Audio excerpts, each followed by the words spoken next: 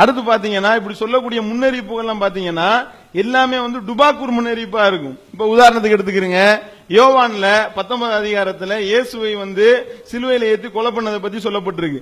அதுல சொல்லப்படுது இந்த மாதிரி அவரை சிலுவையில ஏத்தி ஆள் காலி ஆயிட்டாரு. செத்து போனவனையும் அவரை இடுப்புல குத்துறாங்க.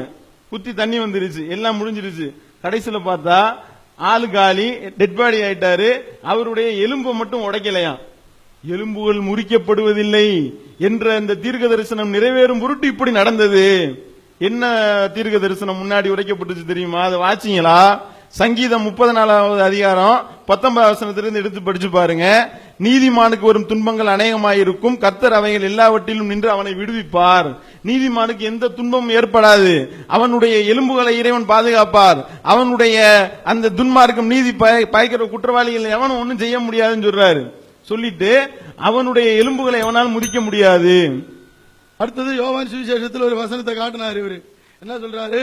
அவருடைய எலும்புகள் எல்லாம் முறிக்கப்படல, நீதிமானுக்கு இப்படி இப்படி எல்லாம் வராதுன்னு சொல்லி படிச்சாங்க. கவனிங்க, அந்த வசனம் என்ன சொல்லுது பாருங்க. அவருடைய எலும்புகளில் ஒன்றும் முறிக்கப்படுவது இல்லை என்கிற வேத வாக்கியம் நிறைவேறும்படி, வேத வாக்கியம், அந்த ஒரு வாக்கியம் மட்டும் நிறைவேறும்படி இது நடந்ததாக இந்த சம்பவம் சொல்லப்படுது. மற்ற அங்க எழுதப்பட்டிருக்கிற எந்த காரியம் நிறைவேற வேண்டிய அவசியம் அங்க இல்ல. அதனால அது தெளிவா இருக்குது. அந்த வாக்கியம் நிறைவேறும்படிதான் இது செஞ்சிருக்குது, நடந்திருக்குதுன்னு.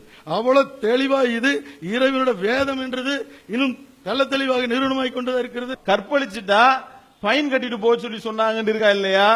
நான் ஏற்கனவே 5000 ரூபாய் கட்டிட்டேன் எவனா சொன்னா நீங்க என்ன செய்வீங்கன்னு கேள்வி கேட்டோமே, வாயை திறந்தீர்களா? குழந்தைகளை சொல்லு பேச்சு அவங்க குழந்தையெல்லாம் கொல்லுங்க என்று சொல்லப்பட்ட செய்திக்கு பதில் சொன்னீங்களா? எலும்புகள் முறிக்கப்படுவதில்லைக்கு வந்திருக்காரு. எலும்புகள் முறிக்கப்படுவதில்லை என்பது நீதிமான் குறித்து, நீதிமானுக்கு எந்த விதமான துன்பமும் ஏற்படாது என்று சொல்லப்பட்டது.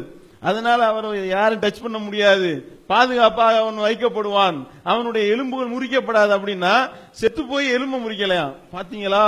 ஆளு டெட் பாடி, எலும்பு முறியலையில எப்படி? நான் தான் சொன்னேன்ல, ஒருத்தன் உன்னுடைய அதான் ஆபரேஷன் சக்சஸ், பேஷண்ட் டெட். அதுதான் வாசிங்க. அன்பிற்குரிய சகோதரர்களே, நன்றாக கவனியுங்கள். இயேசுவினுடைய எலும்புகள் முறிக்கப்படவில்லையாம். அவரை கொலை செய்த பிறகு, அவர் உயிர் போன பிறகு அவருடைய எலும்புகள் மட்டும் முறிக்கப்படாமல் கர்த்தர் பாதுகாத்தாரே, இதுதான் மிகப்பெரிய முன்னறிவிப்பு என்று இவர்கள் படம் காட்டுகின்றார்கள். ஆனால் சங்கீதத்தில் சொல்லப்பட்டுள்ள முன்னறிவிப்பு என்ன?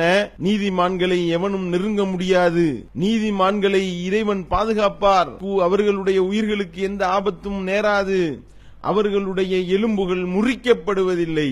இதுதான் கர்த்தர் சொன்ன முன்னறிவிப்பு. இந்த முன்னறிவிப்பு இயேசுவுடைய விஷயத்தில் கொஞ்சமாவது பொருந்தி போனதா? உயிரே போன பிறகு எலும்பு இருந்தால் என்ன, முறிந்தால் என்ன?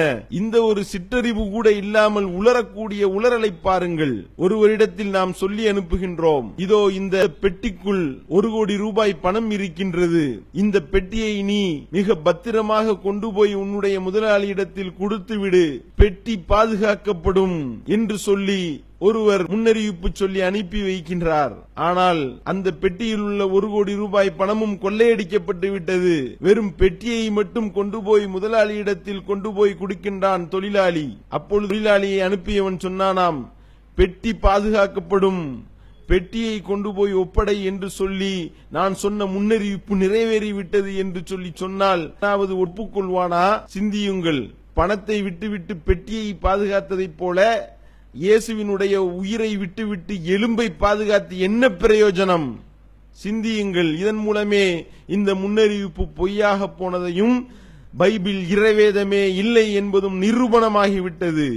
அவருடைய எலும்புகளில் ஒன்றும் முறிக்கப்படுவது இல்லை என்கிற வேத வாக்கியம் நிறைவேறும்படி, வேத வாக்கியம், அந்த ஒரு வாக்கியம் மட்டும் நிறைவேறும்படி இது நடந்ததாக இந்த சம்பவம் சொல்லப்படுது. மற்ற அங்க எழுதப்பட்டிருக்கிற எந்த காரியம் நிறைவேற வேண்டிய அவசியம் அங்க இல்ல.